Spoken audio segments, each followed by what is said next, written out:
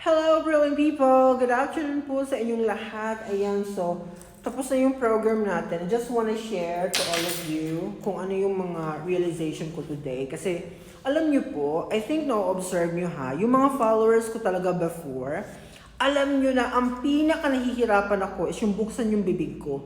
Kasi nga, pangit yung ngipin ko before.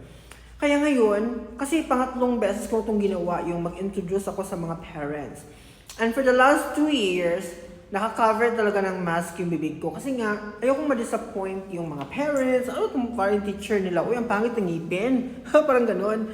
So I'm so grateful today kasi I was able to remove my mask and to speak to the parents, ganun. Mas yung level ng confidence ko, nung nagsasalita ako, nag-improve talaga siya just because alam ko na kahit pa paano, medyo presentable na yung ngipin ko ngayon. So yun lang yung wish natin for the next year na sana patuloy yung pag-align ng ating ngipin at mapaganda pa ni Doc, yung aking personal doctor talaga. Para kasi nangako talaga siya na pagagandahin niya ako totally. Pero it takes time daw, sabi ni Doc. Pero willing naman ako maghintay just to make it beautiful. Yan. Kasi as an English teacher or as a teacher, very important talaga na maganda yung ngipin natin. Kaya ngayon, nahihirapan ako magsalita. Na-observe ninyo, kasi may nilagay si Doc sa ilalim ng ngipin ko na yan.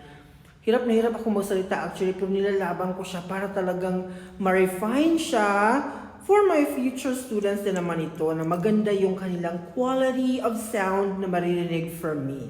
Yun siya yung punto. Kaya thank you Lord for this beautiful day. Tapos na yung journey natin ngayong Saturday.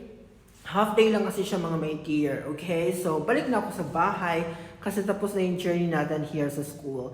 Thank you so much. Bye!